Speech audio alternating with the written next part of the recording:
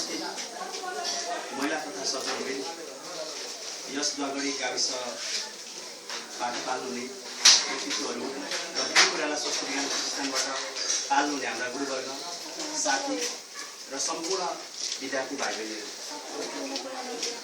BP Koirala स्वास्थ्य विज्ञान प्रतिष्ठान नेपाल भारतमा मात्र नभई दक्षिण एसियामा एउटा ख्यातिप्राप्त संस्था हो। यस संस्थामा यस गाविसका पनि धेरै व्यक्तित्वहरूले उपचार लिइरहनु भएको छ। हामी यसलाई घोपा क्याम्प भनेर पनि चिन्ने गर्दछौँ। बिपी कोइराला स्वास्थ्य विज्ञान प्रतिष्ठान हामी स्वास्थ्य सम्बन्धी अनुसन्धान गर्छौँ, न कि मेडिसिन। मेडिसिन एउटा सानो क्षेत्र हो, तर स्वास्थ्य धेरै ठुलो क्षेत्र हो। त्यही स्वास्थ्य ठुलो क्षेत्र भएको हुनाले हामी तपाईँको घरमा चर्की छ कि छैन, छाउनपानीले हात धुनुहुन्छ कि हुँदैन, यस्ता कुराहरू पनि हामी सोध्न आएका हौँ। र तपाईँहरूलाई म यस सिडिपी 2013 अर्थात् सामुदायिक सर्वेक्षण 2013 प्रतिवेदन सार्वजनिक कार्यक्रममा म डाक्टर सूर्य पराजुली तथा हामी सम्पूर्ण टिमको तर्फबाट हार्दिक स्वागत गर्न चाहन्छौँ। यस प्रतिवेदन कार्यक्रम, नेपाली प्रतिवेदन कार्यक्रममा हामीले एउटा समूह बनाएका थियौँ। हामीले विभिन्न समूहहरू जस्तै हेल्थ क्याम्पको समूह बनाएका थियौँ, हेल्थ एजुकेसनको बनाएका थियौँ र विभिन्न समूहहरू बनाउँदै गर्दा हामी अझै आइपुगेका छौँ। र हाम्रो समूहमा म लगायत हाम्रो विद्यार्थी भाइ बहिनीहरू वर्षा महर, सोनी महर्जन, सुजन काफ्ले, भरोसा भट्टराई, लेनिस पोखरेल, सरस्वती ढकाल, सन्तोष विक, अमिता लामा, शेफाली कोइराला, सञ्जु न्यौपाने, सीतापुरी एन्ड सम्याक मिश्र गरी हाम्रा विद्यार्थी भाइ बहिनीहरू रहनु भएको छ। हामीले प्राविधिक र भाषागत त्रुटिलाई सकेसम्म कम गर्ने प्रयास गरेका छौँ। अब हामी कार्यक्रम लगभग सुरु गर्न गइरहेका छौँ। कृपया सबैले आफ्नो मोबाइललाई साइलेन्ट मोडमा राखिदिनु होला अथवा स्विच अफ गरेर यान्त्रिक आतङ्कलाई सुन्नु लागि बन्द गरिदिनु होला, हार्दिक अनुरोध गर्दछु। अब हामी कार्यक्रमलाई विधिवत रूपमा सुरु गर्दैछौँ र विधिवत रूपमा सुरु गरिरहँदा हामीले कार्यक्रमलाई धेरै औपचारिकता दिएर सबैलाई बोल्ने भन्दा पनि हामीले जिस्टमा के छ, हाम्रो के गरे विद्यार्थी भाइ बहिनीहरूले त्यसलाई मात्रै हामीले प्रस्तुत गर्ने विचार गरेका छौँ। समयको पाबन्दी छ र अब म विद्यार्थी भाइ बहिनीहरू, सुरुमा हाम्रो बहिनी सोनी महर्जनले यस कार्यक्रमलाई सुरुवात गर्नुहुँदैछ।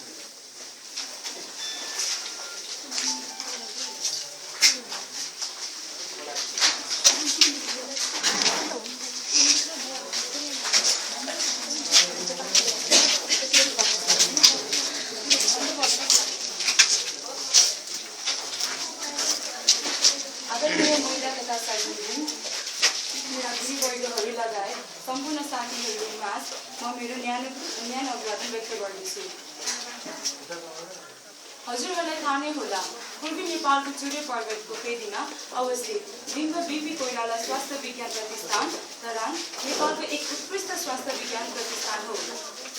यस प्रतिष्ठानमा हरेक वर्ष सामुदायिक सर्वेक्षण कार्यक्रमको आयोजना गरिन्छ।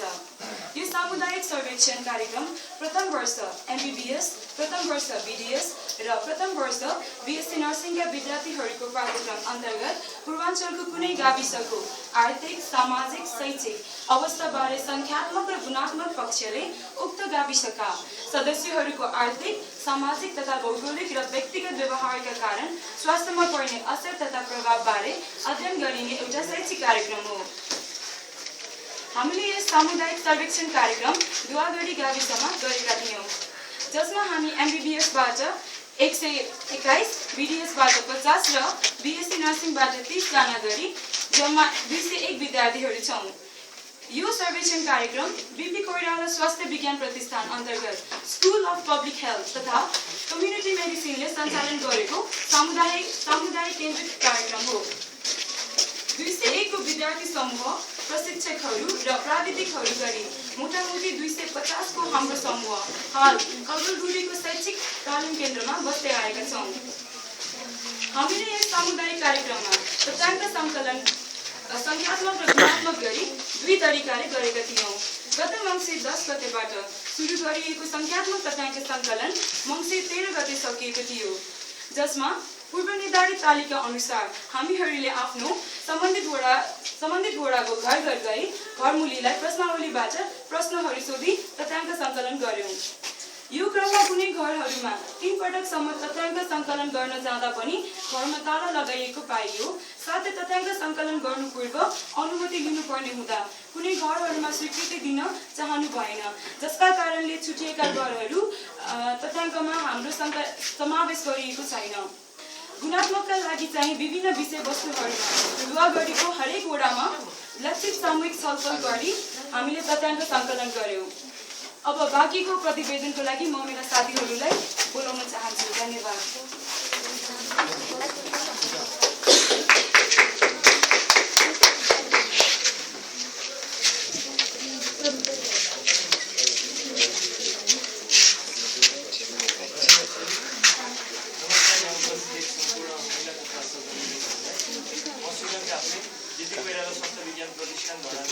MBBS संकायमा प्रथम वर्षमा अध्ययनरत विद्यार्थी। जेपी कोइराला स्वास्थ्य विज्ञान प्रतिष्ठानको सामुदायिक सर्वेक्षण कार्यक्रम मिति 2070 मङ्सिर 10 गतेदेखि 2070 मङ्सिर 17 गतेसम्म दुवागढी गाविस झापामा आयोजना गरियो, जहाँ हाम्रा शिक्षकहरू र हामी MBBS, BDS तथा BSc नर्सिङ प्रथम वर्षमा अध्ययनरत विद्यार्थी सहभागी थियौँ। उक्त गाविसमा रहेको स्वास्थ्यलाई असर पार्ने सम्बन्धित प्रमुख समस्याहरूलाई मध्यनजर राखेर मिति 2070 मङ्सिर 13 गते लक्षित सामूहिक छलफल कार्यक्रमको आयोजना गरियो, जुन यस सर्वेक्षणको अभिन्न अङ्ग थियो। छलफलका शीर्षकहरू यस्ता थिए। वडा नम्बर 1 मा आयोजना गरिएका कार्यक्रमहरू। पहिलो, आजको युवा र HIV/AIDS, जसमा सहभागी सङ्ख्या थियो 14 र संयोगवश आज डिसेम्बर 1 भएको कारण हामी 26औं विश्व एड्स दिवस मनाउँदैछौँ। यस वर्षको नारा रहेको छ शून्यमा पुर्याउँ, अर्थात् HIV का नयाँ सङ्क्रमण, भेदभाव र एड्सबाट हुने मृत्युलाई शून्यमा पुर्याउँ, यानि कि शून्य नयाँ सङ्क्रमण, शून्य भेदभाव र शून्य एड्स सम्बन्धी मृत्यु। त्यस्तै वडा नम्बर 1 मा आयोजना गरिएको दोस्रो कार्यक्रम थियो सुर्तीजन्य पदार्थ सेवन र धुम्रपान, जसमा सहभागी सङ्ख्या थियो 20। वडा नम्बर 2 मा आयोजना गरिएको पहिलो कार्यक्रम थियो घरेलु फोहोर व्यवस्थापन, जसमा सहभागी सङ्ख्या थियो 9 र दोस्रो कार्यक्रम थियो परिवार नियोजन र परिवार नियोजनका सामग्रीहरू, जसमा सहभागी सङ्ख्या थियो 9। त्यस्तै वडा नम्बर 3 मा आयोजना गरेको पहिलो कार्यक्रम थियो डेङ्गु, जसमा सहभागी सङ्ख्या थियो 12 र दोस्रो कार्यक्रम थियो पूर्व प्रसुति सेवा, जसमा सहभागी सङ्ख्या थियो 10। वडा नम्बर 4 मा आयोजना गरिएको पहिलो कार्यक्रम थियो आमा सुरक्षा, जसमा सहभागी सङ्ख्या थियो 6 र दोस्रो कार्यक्रम थियो शिशुको सेवा, जसमा सहभागी सङ्ख्या थियो 6। वडा नम्बर 5 मा आयोजना गरिएको पहिलो कार्यक्रम थियो पार्टीगत झर्ने समस्याबारे जानकारी, जसमा सहभागी सङ्ख्या थियो 10। त्यस्तै दोस्रो कार्यक्रम थियो प्रजनन उमेर समूहका महिलाहरूमा HIV/AIDS को जनचेतना, जसमा सहभागी सङ्ख्या थियो 8। वडा नम्बर 6 मा आयोजना गरिएको पहिलो कार्यक्रम थियो मदिरा सेवन र यसले पार्ने असर, जसमा सहभागी सङ्ख्या थियो 9 र दोस्रो कार्यक्रम थियो सामुदायिक तथा व्यक्तिगत सरसफाइ, जसमा सहभागी सङ्ख्या थियो 12। त्यस्तै वडा नम्बर 7 मा आयोजना गरिएको पहिलो कार्यक्रम थियो यौन रोगहरू, जसमा सहभागी सङ्ख्या थियो 8 र दोस्रो कार्यक्रम थियो पूर्व प्रसुति सेवा, जसमा सहभागी सङ्ख्या थियो 7।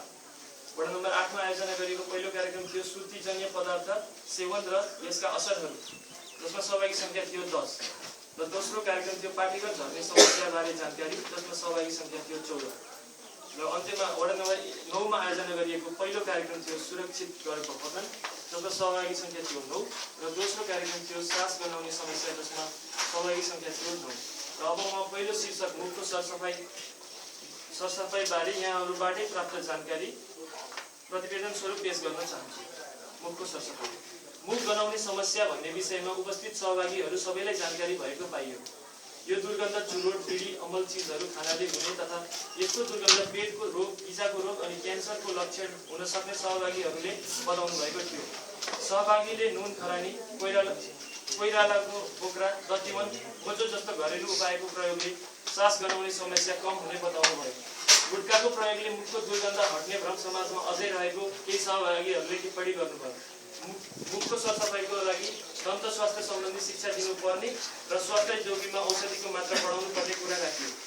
सास गनाउने समस्याबाट पीडित व्यक्तिलाई समाजमा भिन्नताबोध महसुस हुने र त्यसले व्यक्तित्वमा नकारात्मक असर र आत्मविश्वास घट्ने कुराको सहभागीहरूले बोध गराउनु भएको थियो।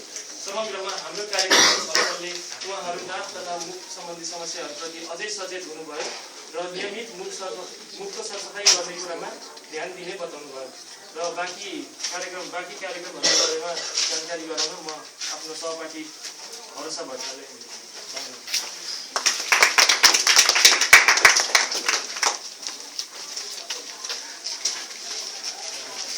धन्यवाद मित्र सुजन। नमस्ते, मेरो नाम भरोसा भट्टराई। म बिपी कोइराला स्वास्थ्य विज्ञान प्रतिष्ठानमा MBBS प्रथम वर्ष पढिरहेको छु र हाम्रो प्रतिवेदनको विषयहरूमध्ये भन्न हजुरहरूलाई गइरहेको छु। डेङ्गु। झापामा डेङ्गु देखिएको हुनाले हामीले यस विषयलाई हाम्रो छलफलमा समावेश गरेका थियौँ। डेङ्गुको बारेमा हाम्रो छलफलमा उपस्थित सहभागीहरूमा केही सचेतना पहिले नै रहेछ। उहाँहरूबाट यस रोगबारे पूर्व सावधानीको विषयमा पनि केही महत्त्वपूर्ण तथ्यहरूको जानकारी रहेको थाहा भयो। छिमेकी गाउँमा तथा अन्य केही ठाउँहरूमा डेङ्गुको प्रभाव परेको हुँदा हामीलाई उहाँहरूले अवगत गराउनुभयो।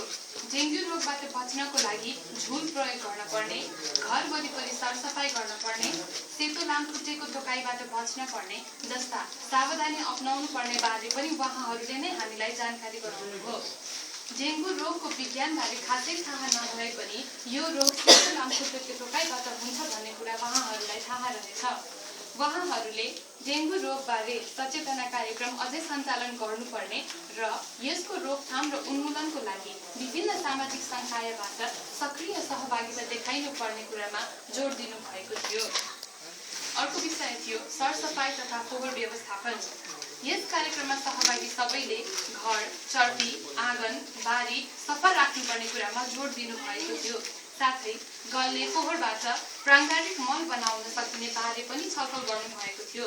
खाना खानु अगाडि हात धुने, चर्पीबाट फर्किएपछि साबुन पानीले हात धुने, फोहोरलाई ठिक ठाउँमा व्यवस्थापन गर्ने, नुहाई धुवाई गर्ने, नख काट्ने जस्ता स्वस्थ बानीको विकास गर्नुपर्छ भन्ने जस्ता विचारहरू उहाँहरूले व्यक्त गर्नुभयो।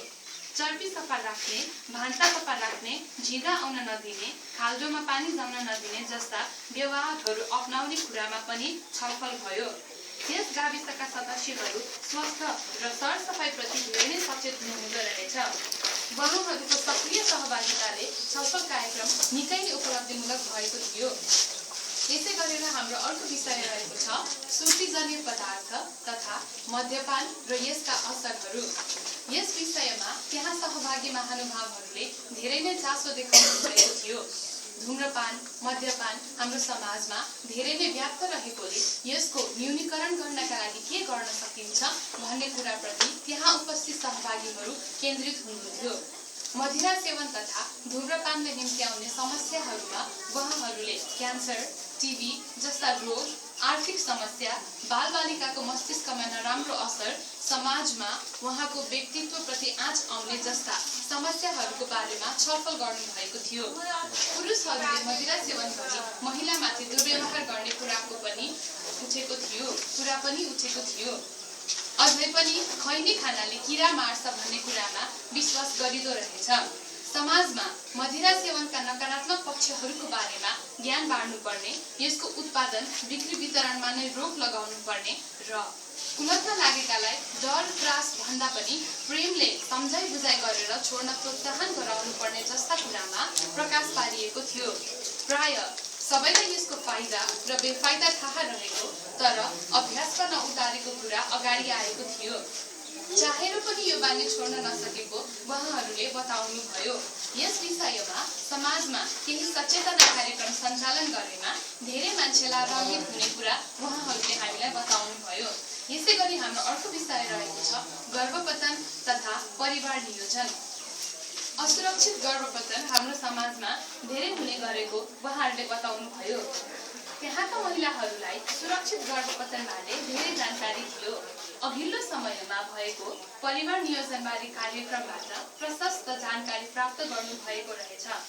गर्भ रहेको पत्ता लगाउन पिसाब परीक्षण गरेर थाहा हुने र गर्भपतन गराउनको लागि डाक्टर वा तालिम प्राप्त स्वयंसेविका कहाँ जान पर्ने कुरा समेत उहाँहरूले नै हामीलाई भन्नुभयो। आफ्नो अनुभव सुनाउने क्रममा थाहा भयो कि सोही ठाउँमा एक महिलाले असुरक्षित गर्भपतन गराउँदा उहाँको मृत्यु भएको थियो। यो घटनाले पनि त्यहाँका आमा तथा दिदीबहिनीहरूलाई सुरक्षित गर्भपतनको महत्त्वबारे एकपटक सोच्न बाध्य बनाएको रहेछ। असुरक्षित गर्भपतनका कारण विभिन्न पाठेघर सम्बन्धी समस्या देखा परेको अनुभव पनि बाँड्नुभयो। सुरक्षित गर्भपतनले महिलाको स्वास्थ्यमा कुनै नकारात्मक प्रभाव नपर्ने र मृत्यु दर पनि कम गर्न सकिने कुरा बताइएको थियो। त्यस्तै परिवार नियोजनका स्थायी तथा अस्थायी साधनहरूको बारेमा पनि त्यहाँका महिलाहरूलाई धेरै जानकारी रहेछ। प्रायले कन्डम, पिल जस्ता अस्थायी साधनहरूको नाम लिनुभएको थियो, तर केही अस्थायी साधन जस्तै नर्ड प्लान्ट, कपर्टीको बारेमा उहाँहरूलाई खासै जानकारी रहेनछ। यसको बारेमा अझै केही कार्यक्रमहरू आयोजना गर्नुपर्ने उहाँहरूको विचार थियो। हाम्रो अर्को विषय रहेको छ पूर्व प्रसुति स्याहार तथा पाठेघर झर्ने समस्या। महिला स्वास्थ्यको बारेमा धेरै चर्चा हुने अहिलेको अवस्थामा पनि पूर्व प्रसुति स्याहारबारे धेरै कमलाई थाहा हुँदो रहेछ। गर्भवती अवस्थामा जचाउन पर्ने भन्ने त लगभग सबैलाई जानकारी हुने, तर कम्तीमा पनि 4 पटक जचाउन जानै पर्ने र 2 पटक टिटी अर्थात् टिटेनस टक्साइडको सुई लगाउने बारे धेरै कमलाई जानकारी रहेछ। तर बिस्तारै जागरण बढ्दै गएको रहेछ। गर्भवती अवस्थामा पौष्टिक खाना धेरै खाने, माछा मासु खाने, भारी सामान नबोक्ने, धेरै समयसम्म काम नगर्ने जस्ता सावधानीका उपायबारे उहाँहरू जानकार नै हुनुहुँदो रहेछ। गर्भको अवस्थामा अमिलो, पिरो खान नमिल्ने पनि सबै महिलाहरूले बताउनुभयो। गर्भवती अवस्थामा पूर्व तयारीको रूपमा बेलैमा रकम जोहो गर्न पर्ने, रक्त सञ्चय गर्नुपर्ने र सुत्केरी गराउने स्थान सुरुमै तयार गर्नुपर्ने भन्ने कुरामा पनि प्रकाश पारिएको थियो। सुत्केरी गराउँदा प्रमुख प्राथमिकतामा अस्पताल, स्वास्थ्य चौकी जानुपर्ने र नपुगेको खण्डमा स्वास्थ्य कर्मीको निगरानीमा घरमै सुरक्षित तरिकाले बच्चा जन्माउन पनि सकिन्छ भन्ने कुरा उहाँहरूलाई जानकार रहेछ। पाठेघर खस्ने समस्याको बारेमा छलफल गर्दा महिलाहरू खुलेर कुरा गर्न गाह्रो मानिरहनु भएको थियो। उहाँहरू सुत्केरी अवस्थामा राम्रो स्याहार नपाउँदा, कमजोरी हुँदा, सानो उमेरमा बाल विवाह गर्दा यो समस्या हुन्छ भन्ने विचार राख्नुहुन्थ्यो। यो समस्या भएका महिलाहरूले भारी सामानहरू उठाउन नहुने बताउनुभयो। धेरै बच्चाहरू जन्माउँदाले पनि यो समस्या हुन सक्ने बारे पनि उहाँहरूलाई जानकारी थियो। र अन्य यस प्रतिवेदनको अन्य विषयबारे हजुरहरूलाई भन्न मेरा मित्र लेनिस आउँदै हुनुहुन्छ। धन्यवाद।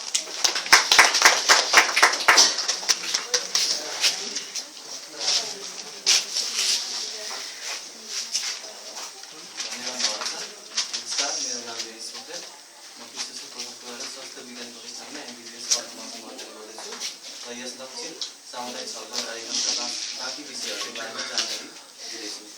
शिशु स्याहार तथा आमा सुरक्षा। सहभागीहरूले नवजात शिशु भनेको जन्मेदेखि 6 महिनाको बच्चाहरू हुन् र उनीहरूलाई आमाको दुध जरुरी रहन्छ र 6 महिना पछाडि थप खानेकुरा जस्तो दाउदो, ढिँडो, सर्वोत्तम पिठो, पहिलो फलफुल, सागपात, केराकुरीको रस आदि खुवाउनुपर्ने जानकारी गराउनु पर्यो। बच्चालाई फोहोर, मैला र सङ्क्रमणबाट बचाउनु पर्ने, आततिहार, आगो, दबाईबाट टाढा राख्नुपर्ने कुरा भन्नुभयो। उनीहरूलाई समयमै खोप लगाउने कुरामा पनि उहाँहरू सचेत हुनुहुन्थ्यो। उक्त कार्यक्रममा उहाँहरूले सुरक्षित मातृत्व भन्नाले महिलाले इच्छा गरे अनुसार गर्भवती हुन वा नहुन, गर्भवती समयमा स्वस्थ रहनैका लागि 9 महिनाको अवधिमा कम्तीमा 4 पटक जाँच गराइन्छ भनेर उल्लेख गर्नुभयो। गर्भ अवस्थामा जाँच गराउँदा आमा र बच्चाको स्वास्थ्य अवस्थाबारे जानकारी हुने कुरा भन्नुभयो। गर्भवती बेलामा 9 महिना मध्ये पहिलो 3 महिना र अन्तिम 3 महिनामा यौन सम्पर्क गर्न नहुने, भारी सामान बोक्न नहुने, मानसिक चिन्ता लिन नहुने भन्ने कुरा पनि छलफलमा उठेका थिए। यौनजन्य रोग र HIV/AIDS। यस विषयमा लक्षित सामुदायिक छलफलमा कुरा उठाइँदा धेरैजसो सहभागी महिलाहरूले विरङ्गी र HIV/AIDS को बारेमा जानकारी रहेको बताउनुभयो। यौन सङ्क्रमित रोग, असुरक्षित यौन सम्पर्क र रगतबाट सर्ने जानकारी उपस्थित सहभागीले भन्नुभयो। HIV/AIDS मच्छरबाट सर्ने वा नसर्ने भन्ने प्रश्नमा थाहा नभएको प्रतिक्रिया आएको थियो। यौन सङ्क्रमित रोग र HIV/AIDS ले यौनाङ्गमा समस्या तथा प्रजननमा समेत समस्या आउन सक्ने कुरा उठेको थियो। यी रोगको लक्षण देखा परे बेलैमा स्वास्थ्य चौकी जानुपर्ने र उपचार गर्नुपर्ने कुरा सहभागीहरूले उठाउनु भएको थियो। यस्ता जस्ता रोगहरूलाई समाजमा सरल रूपमा लिनुपर्छ भन्ने सकारात्मक दृष्टिकोण सहभागीहरूमा पाइएको थियो। बिरामीलाई घृणाभन्दा माया, ममता र हौसला प्रदान गर्नुपर्ने कुरा प्राथमिकताका साथ जोड दिनुभएको थियो। यौन सङ्क्रमितलाई तथा स्वस्थ मानिसलाई यौन शिक्षा प्रदान गर्नुपर्ने, प्रचार प्रसार र सञ्चार माध्यमबाट शिक्षा दिनुपर्ने, असुरक्षित यौन सम्पर्क नराख्ने, परिवार नियोजनको साधन प्रयोग गर्नुपर्ने जस्ता विचार सहभागीहरूले उठाउनु भएको थियो। यी थिए हाम्रा लक्षित सामुदायिक छलफल कार्यक्रममा हामीले छलफल गरेका विषयहरू र लक्षित सामुदायिक छलफल कार्यक्रममा सहभागी व्यक्तिहरूले माग गरे अनुसार हामीले यी विषयवस्तुमा उहाँहरूलाई स्वास्थ्य शिक्षा पनि प्रदान गरेका थियौँ। उहाँहरूलाई हामीले स्वास्थ्य जाँच तथा चेतना लिनका लागि आफ्नो परिवार र समुदायलाई पनि निम्त्याउन घर घरमा गएर अनुरोध गरेका थियौँ। उपस्थित महिला तथा सज्जनबिन, यसैको परिणामस्वरूप तपाईँहरूले देखिरहनु भएको स्वास्थ्य शिविर र स्वास्थ्य शिक्षालाई लिन सक्नुहुनेछ।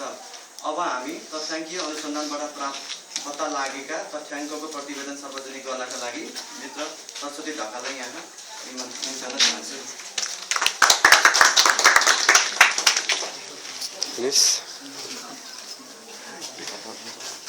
धन्यवाद साथी बहिनी।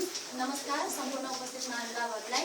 मेरो नाम सरस्वती ढकाल हो र म विश्वेश्वर प्रसाद कोइराला स्वास्थ्य विज्ञान प्रतिष्ठानमा बिएससी नर्सिङ प्रथम वर्षमा अध्ययनरत छात्रा हुँ। यस दुवागढी गाविसमा हामीले मिति 2070 मङ्सिर 10 गतेदेखि 16 गतेसम्म गरेको तथ्याङ्क सङ्कलनबाट प्राप्त सङ्ख्यात्मक प्रतिवेदन हामी अहिले सार्वजनिक गर्न जाँदैछौँ। र यस तथ्याङ्क सङ्कलनमा यस गाविसबाट 1855 घरधुरीलाई हामीले समेटेका छौँ। यस गाविसमा हाम्रो अनुसन्धानबाट कुल जनसङ्ख्या 9277 रहेको सङ्ख्या प्राप्त भएको छ। यसमा पुरुषको जनसङ्ख्या 49.57% अर्थात् 4579 रहेको छ। यस गाविसमा रहेका जम्मा घरधुरीमध्ये एकल परिवारको सङ्ख्या 68.57% अर्थात् 1272 घरधुरी रहेको छ। यस गाविसमा रहेका घरधुरीमध्ये 12.5% अर्थात् 232 घरधुरीसँग जग्गाको स्वामित्व नरहेको देखिन्छ। यस गाविसमा रहेका 30% घरधुरी कच्चा रहेको हाम्रो सर्वेक्षणले देखाएको छ। त्यसैगरी यस गाविसमा रहेका घरधुरीमध्ये नजिकैको स्वास्थ्य संस्था जान आधा घण्टाभन्दा बढी समय लाग्ने घरधुरीको सङ्ख्या 21.4% रहेको छ। यस गाविसमा गत वर्ष 141 नयाँ जन्म भएको देखिन्छ, जसमा पुरुषको सङ्ख्या 76 र महिलाको सङ्ख्या 65 रहेको छ। त्यस्तै यस गाविसमा 53 जनाको मृत्यु भएको तथ्याङ्क हाम्रो सर्वेक्षणले देखाएको छ। त्यसैगरी यस गाविसमा औसत परिवार सङ्ख्या 5 रहेको छ। नेपालको तथ्याङ्क हेर्दा सहरी क्षेत्रमा औसत परिवार सङ्ख्या 4.6 रहेको छ भने ग्रामीण क्षेत्रमा 5.2 रहेको छ। यस दुवागढी गाविसमा दुवै ग्रामीण र सहरी क्षेत्र भएको हुनाले हाम्रो परिवार सङ्ख्या 5 देखिएको पुष्टि हुन्छ। त्यसैगरी यस गाविसमा रहेका घरधुरीमध्ये 91% घरधुरीले हिन्दू धर्म अपनाएको हाम्रो सर्वेक्षणले देखाएको छ। यस गाविसमा रहेका 85% पुरुषहरू साक्षर रहेका छन् भने 25% महिलाहरू निरक्षर रहेको हाम्रो सर्वेक्षणबाट प्राप्त भएको छ। त्यसैगरी यस गाविसमा 10 वर्ष माथिको जनसङ्ख्या तथ्याङ्क अनुसन्धान गर्दा 15% व्यक्तिहरू कृषि कार्यमा पूर्ण रूपमा आश्रित देखिन्छन्। त्यसैगरी गत वर्ष 10% व्यक्तिहरू कुनै न कुनै रोगबाट सङ्क्रमित भएको देखिन्छ। यस गाविसमा रहेका 6 वर्षदेखि माथि र 20 वर्षभन्दा कम उमेरका जनसङ्ख्यामा एसएलसी परीक्षासम्ममा तथ्याङ्क लिँदा हामीले 411 जनाले पढाइ अगावै स्कुल छाडेको पाएका छौँ। यस गाविसमा भएको जम्मा घरधुरीमध्ये 94%ले हाते कलको पानी पिउनको लागि प्रयोग गरेको देखिन्छ।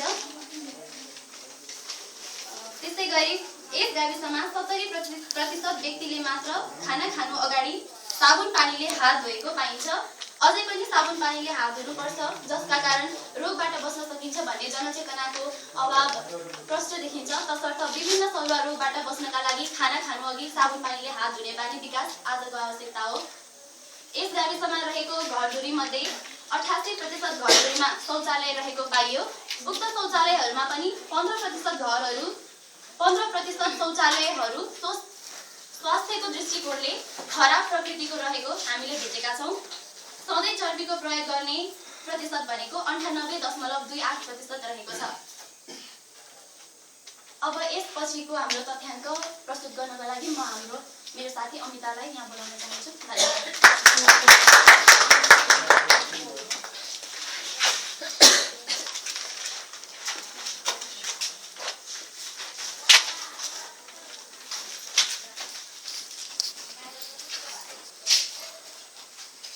धन्यवाद साथी सरस्वती। सर्वप्रथम यस सभामा उपस्थित सम्पूर्ण महानुभावहरूलाई मेरो तर्फबाट न्यानो अभिवादन। नमस्ते, मेरो नाम अमिता लामा हो।